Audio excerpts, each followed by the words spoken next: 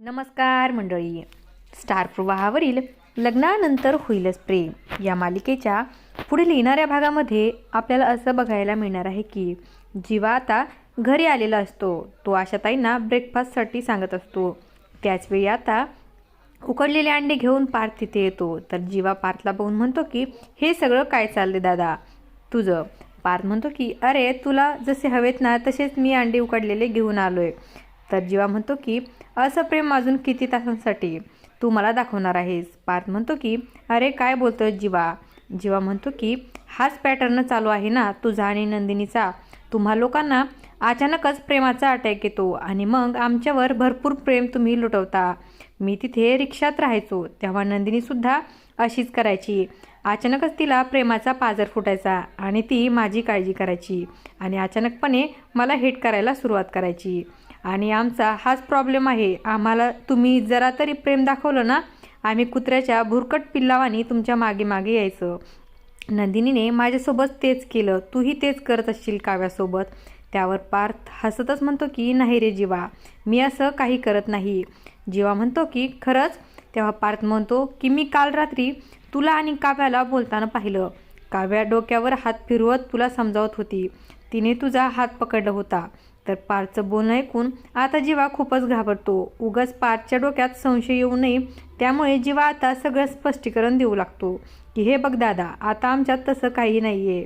ती मला फक्त समजावत होती. तू उगाच काव्याबद्दल काही गैरसमज करू नकोस.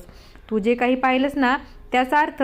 तेव्हा पार्थ म्हणतो की हो मला त्याचा अर्थ चांगलाच माहिती आहे. जीवा म्हणतो की अरे दादा आमच्यात तसं काहीच नाही आहे. तेव्हा पार्थ म्हणतो की हो मला माहिती आहे तुमच्यात तसं काहीच नाही आहे आणि हे मला काल रात्री पटलं आणि मी काव्याला ॲक्सेप्ट करण्याचा डिसिजन घेतला आहे. तर इकडे जीवाला आता खूपच आनंद होतो आणि तो म्हणतो की अरे दादा खरंच तू खूप छान डिसिजन घेतला आहेस. पार्थ म्हणतो की मी नंदिनीलाही भेटायला गेलो होतो. तर जीवा लगेच पार्थला विचारू लागतो की काय बोलली नंदिनी ती बरी आहे ना. तेव्हा पार्थ जीवाला म्हणतो की अच्छा एवढी काळजी नंदिनीची. आतापर्यंत तर तू तिचा रागराग करत होतास. अरे मान खाली घालू नकोस. नंदिनीचीही अशीच अवस्था आहे. ती माझ्याशी बोलत होती पण तिचे सगळे प्रश्न तुझ्याबद्दल होते. जीवा म्हणतो की मग तू काव्याला का नाही सांगितलंस. तू आताच जा आणि सांग तिला. पार्थ म्हणतो की अरे मी सांगितलं असतं पण काव्याची महत्त्वाची परीक्षा आहे त्यांचं लक्ष लागणार नाही. तेवढ्यातच तिथे काव्या येते आणि म्हणते की माझं का लक्ष लागणार नाही. तुम्हाला जे काही मला सांगायचं आहे तुम्ही सांगू शकता. माझा तेवढा फोकस आहे. तसंच पार्थ काव्याजवळ येतो आणि म्हणतो की तुमचा फोकस हलवू शकतो मी.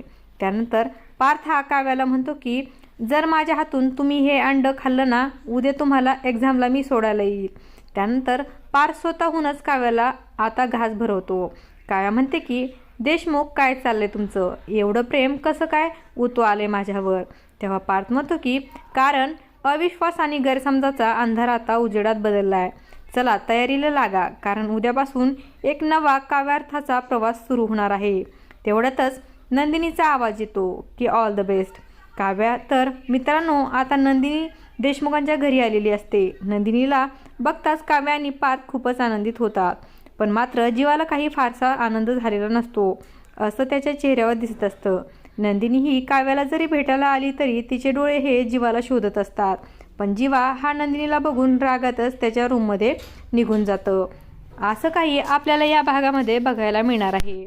अशाच मालिकांच्या नवनवीन अपडेट्स पाहण्यासाठी आपल्या चॅनलला सबस्क्राईब करा आणि व्हिडिओ आवडला असेल तर लाईक आणि शेअर करायला विसरू नका.